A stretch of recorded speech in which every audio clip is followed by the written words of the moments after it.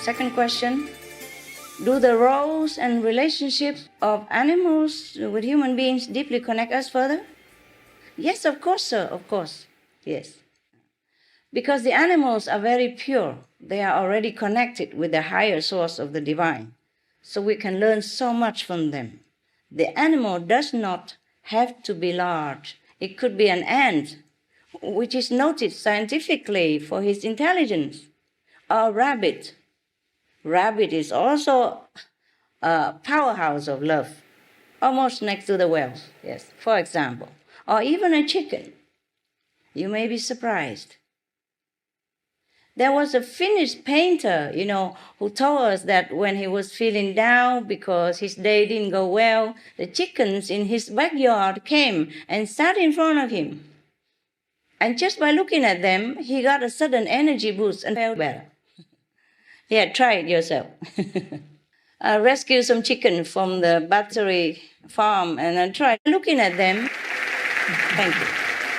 Now, some people also report remarkable experiences with marine mammals like the dolphins, saying that just contacting them once in a while lifted them out of their depression or nervous breakdown even. And some researchers have even noted a shift in people's brain waves for the better, for more positive, following dolphin encounters. So this has been proven, with lasting changes that include more creativity and even strengthened immune system. Imagine that. Just contact them once a while. So, how is that animals are helping us to reach the golden era? It is through their unconditional, benevolent love and merciful nature, Mr. Cantor. I'm sure you know this, or at least you feel it. And their absolute forgiveness, no matter what humanity has done to them.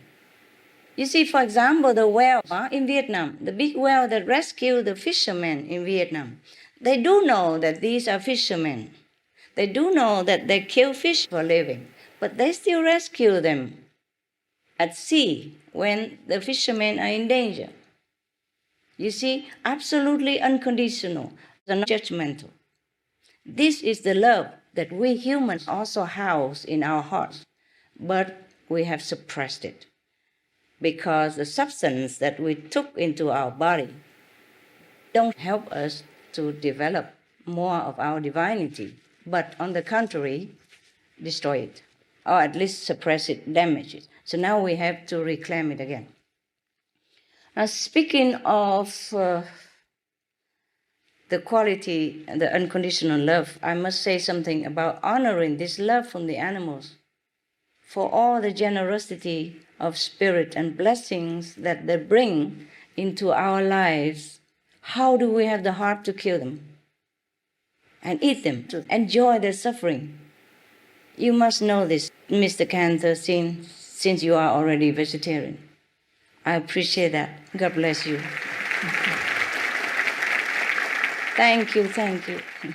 For anyone who is not yet vegan or who has not understood why, please inform yourself of the unimaginable, utterly cruel and utmost inhumane treatment involved in meat and dairy production or fishing even, as well as lab experiments or the animal fur industry.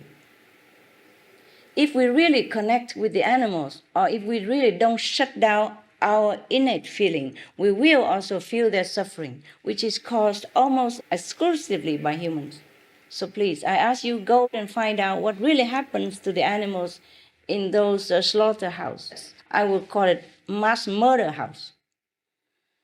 If you do, it's likely that they will no longer end up on your plate. The unimaginable, horrendous treatment of the babies, baby cows even, baby seals, baby chicks, will make you shudder with horror. Even the egg industry has blood on its hands.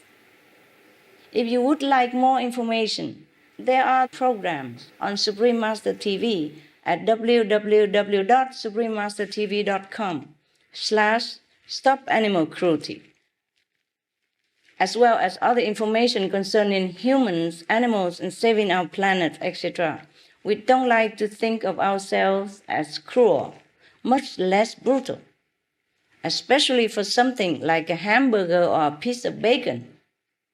But these are the facts. Animals are utterly cruelly mistreated day in and day out to feed the very industry that supplies all the meat consumed by humans.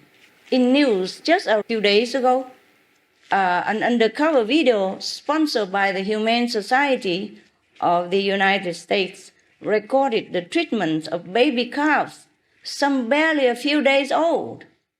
As these animals were being led to their murder, many of them were so weakened by the bad treatment and the condition they live in that they could not walk or they were too young to walk. They were kicked, beaten repeatedly while laying down, and there were dosed with water to increase the pain of electrical shock, and even skinned alive.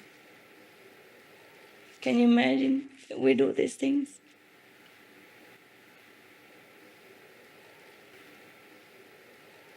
It may surprise you to know that this was a certified organic facility.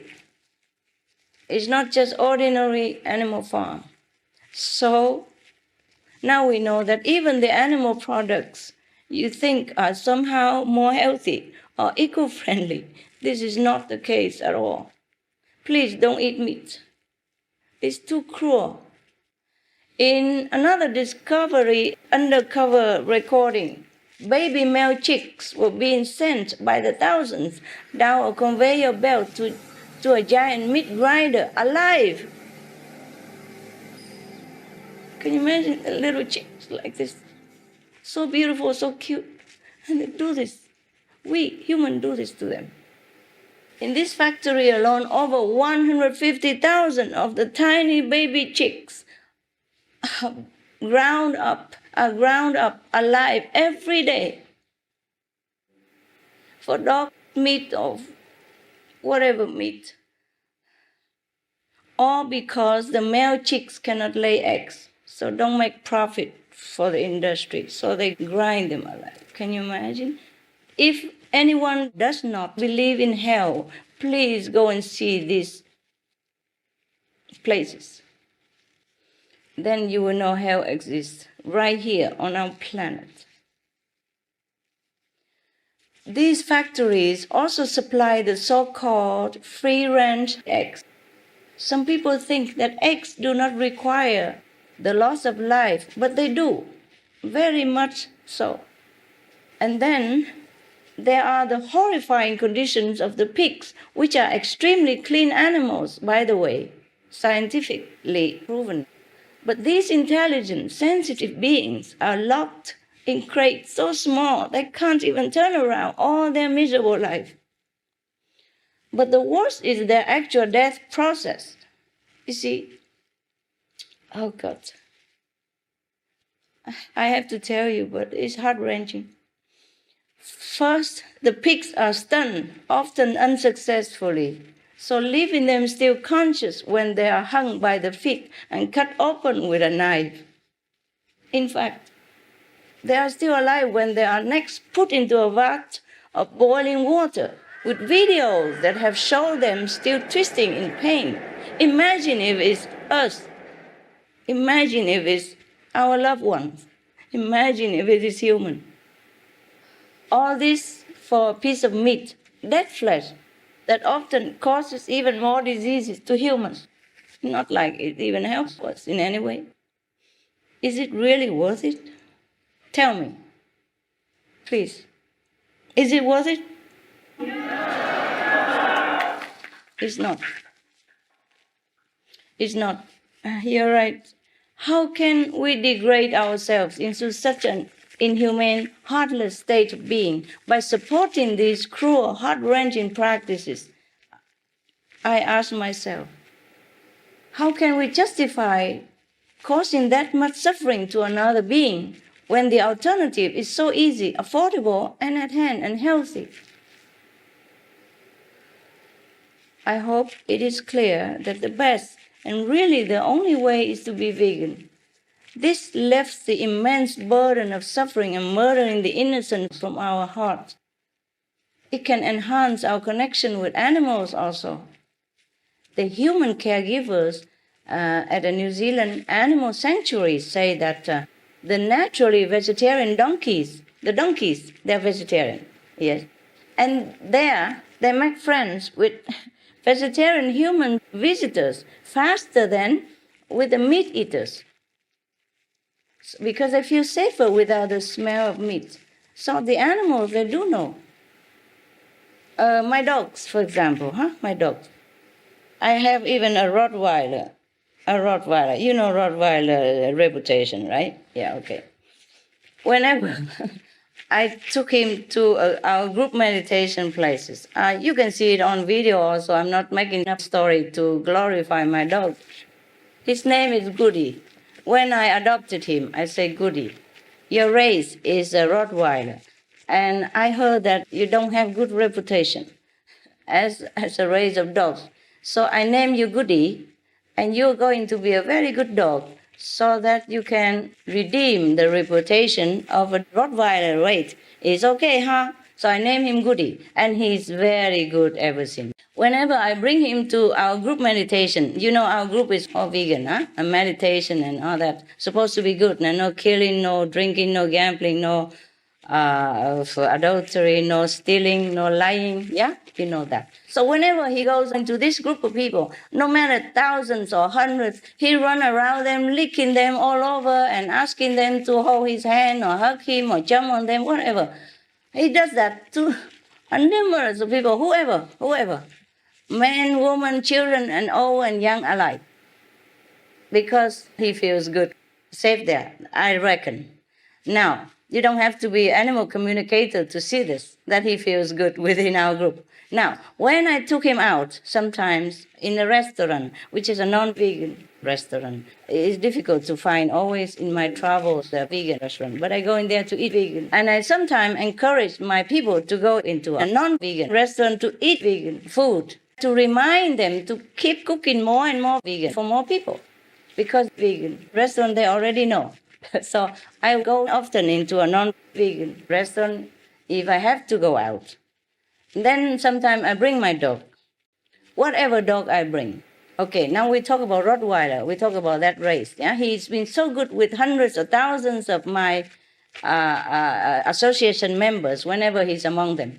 But I brought him out just into a non-vegan restaurant, and the owner of the restaurant, because he knew me, he came and talked to me. He just came and just like 2 meters near me only, he jumped right in the middle between me and the owner of the restaurant. The owner is still alive, eh? If you want, I can ask him. He jumped right in the middle and sat up straight and looked at him and growled at him already. Growling only, huh? I said, no, don't do that. So the Rottweiler was quiet. Then the man thought he could approach me a little further. He just took one more step and he stood up. The Rottweiler stood up and said, no more. He protects me that much. But among hundreds or thousands of my people, he never does anything to them. He goes licking them all over and, pawing them and hugging them. My God, you have to see it to believe. Well, all my people are still alive. You can ask them. The animals do know. I know that from my dogs. All the dogs are the same. All the dogs are the same. Now, one of the other dogs, called Hamid, he's an Australian shepherd. He's also very protective. Now, when he goes among our group, all vegans, he also lets them, he's normally very shy.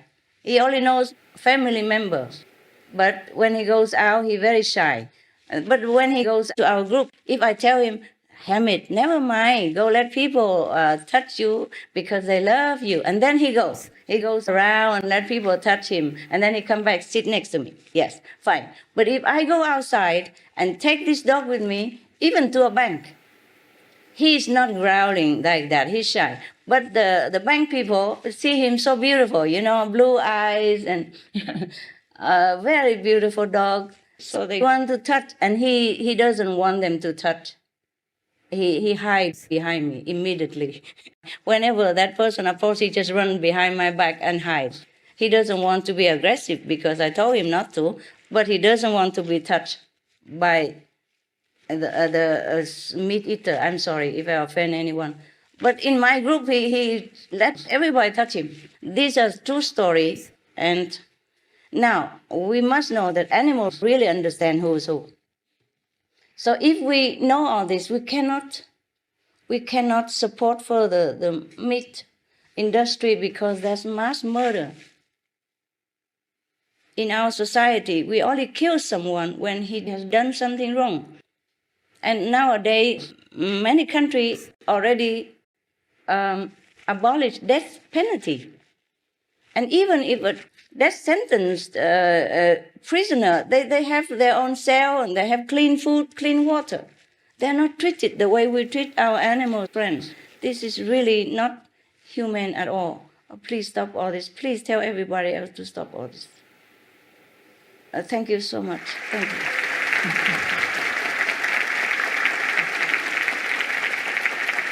Thank you, Supreme Master Ching Hai, for reminding us how noble our animal friends are and how they contribute to the loving balance of this world.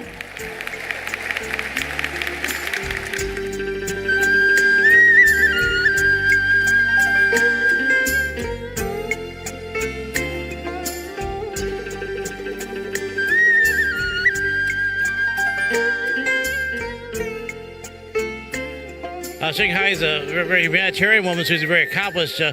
I sense her a sense of love and peace in her talk and a humanitarian philosophy. So I thought that was good. So what are you going to take away from today? More awareness about how to help the environment and how to eat healthier. So just a wonderful event to be more aware of the environment. And did any of the speakers make a particularly big impression on you, or what really made an impression? The master, Supreme Master, she, the way she spoke was really elegant, and she seemed to accomplish a lot with, her prestige and humanitarian works and everything that she's involved with. And what was your impression of her? Definitely with Supreme Master, her presence, seeing her just so calm, and just her presence was wonderful, to be around and just welcoming and peaceful. I'll definitely go to the website and see how I can make a change in my my diet, because the food was delicious, and I'm interested in being a vegetarian and stuff.